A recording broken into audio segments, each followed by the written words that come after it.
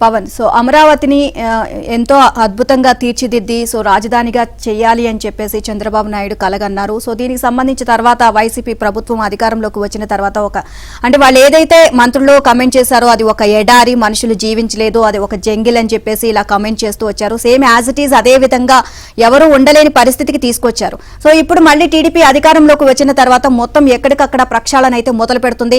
కొంతవరకు అయితే అక్కడ పేరుకుపోయిన చెత్త చెదారం అలా చెట్లు మొత్తం కూడా తీసివేసింది. కానీ మొత్తం కంప్లీట్ అమరావతిని అంతా అక్కడ జంగిల్ అంతా తీసేయాలి అంటే దాదాపుగా 36 కోట్లు ఖర్చు పెట్టాల్సిన పరిస్థితి అయితే ఏర్పడింది. సో మళ్ళీ దీనికి కోసం టెండర్లను కూడా పిలుస్తున్నారు. చూస్తే వైసీపీ ప్రభుత్వ చర్యల కారణంగా అమరావతి రాజధాని విధ్వంసంతో భారీ నష్టం సంభవించడంతో పాటు నష్ట నివారణ కోసం ఏ పని చేయాలన్నా రాష్ట్ర ప్రభుత్వం భారీగా ఖర్చు చేయాల్సి వస్తోంది. రాజధాని వ్యాప్తంగా కమ్మేసిన పిచ్చి చెట్లు, భారీగా పెరిగిన ముళ్ల కంపలను తొలగించడానికి సిఆర్డీఏ 36 కోట్లు ఖర్చు చేయాల్సి వస్తోంది. అమరావతి రాజధాని పనులకు సిఆర్డీఏ శ్రీకారం చుట్టింది. సీఎం పర్యటన సందర్భంగా ఎంపిక చేసిన ప్రాంతాల్లో పిచ్చి చెట్లు, కంపలను కొంతమేర తొలగించిన రాజధాని వ్యాప్తంగా వీటిని తొలగించడం సిఆర్డీఏకు పెను సవాల్గా మారింది. దీంతో భారీ ఎత్తున యంత్ర సామాగ్రిని ఉపయోగించి వీటిని తొలగించడానికి సిఆర్డీఏ టెండర్లు పిలవాల్సి వస్తోంది. ఇక అమరావతి రాజధానిలో జంగిల్ క్లియరెన్స్ చేయడం కోసం 36.50 కోట్ల అంచనా వ్యయంతో సిఆర్డీఏ అధికారులు మంగళవారం టెండర్లు పిలిచారు.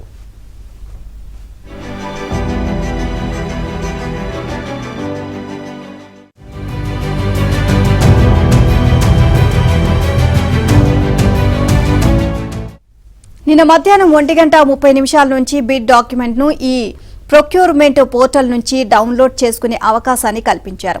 ఈ నెల 15వ తేదీన కాంట్రాక్టర్లతో ప్రీ బిడ్ మీటింగ్ నిర్వహిస్తారు. 22వ తేదీన క్లారిఫికేషన్స్ కోసం కాంట్రాక్టర్లతో సమావేశమవుతారు. అదే రోజు నుంచి బిడ్లను సమర్పించుకునే అవకాశం కల్పిస్తారు. ఈ నెల 25వ తేదీ మధ్యాహ్నం 3 గంటల్లో బిడ్ల సమర్పణకు గడువు ముగుస్తోంది. కాంట్రాక్ట్ సంస్థలు కన్సార్టియంగా కానీ జాయింట్ వెంచర్గా కానీ ఏర్పడి టెండర్లలో పాల్గొనేలా అవకాశం కల్పించారు. అంతిమంగా అర్హతల ప్రాతిపదికన అతి తక్కువగా కోట్ చేసిన సంస్థకు పనులు అప్పగిస్తారు. రాజధాని వ్యాప్తంగా జంగిల్ క్లియరెన్స్ పనులు చేపట్టడానికి నిర్దేశిత గడువు, స్కోప్ ఆఫ్ వర్క్స్ గురించి కాంట్రాక్ట్ సంస్థలతో నిర్వహించే ప్రీ బిడ్ సమావేశంలో తెలియజేస్తారు. రాజధానిలో ప్రభుత్వ కాంప్లెక్స్ నిర్మాణాలు జరిపే చోట ఎల్పీఎస్ ఇన్ఫ్రా జోన్లు, ట్రంక్ ఇన్ఫ్రా ప్రాంతాల్లో దట్టంగా అడవిలా పేరుకుపోయిన చెట్లను, ముళ్లకంపలను తొలగించనున్నారు. దాదాపుగా రాజధాని ప్రాంతం అంతా పెరిగిపోయిన కంప వనాన్ని తొలగించడానికి ఎంత లేదన్నా నెల రోజుల పైగా సమయం పడుతోంది అని తెలుస్తోంది.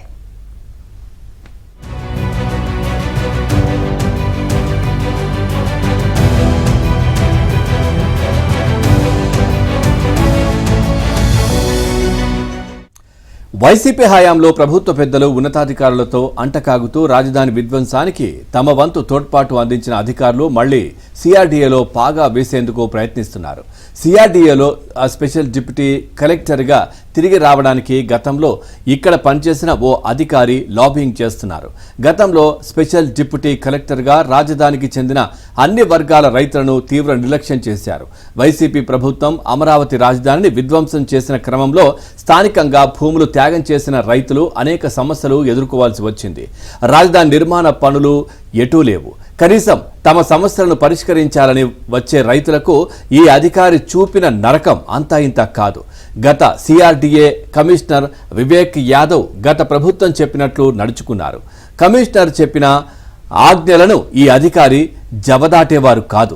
రాజధాని నిర్మాణం ఎటూ లేదు. కనీసం వారి త్యాగాన్ని గుర్తించైనా రైతుల సమస్యలను మానవతా దృక్పథంతో పరిష్కరించాల్సిన ఈ అధికారి పెడచెవిన పెట్టేవారు. ఎన్నికల ముందు బదిలీ పైన వెళ్లిన ఈ అధికారి ప్రభుత్వం మారాక మళ్లీ సిఆర్డీఏకు రావడానికి చేయని ప్రయత్నం లేదు. అయితే రైతులు దీన్ని పూర్తిగా వ్యతిరేకిస్తున్న పరిస్థితి అమరావతిలో కనిపిస్తోంది.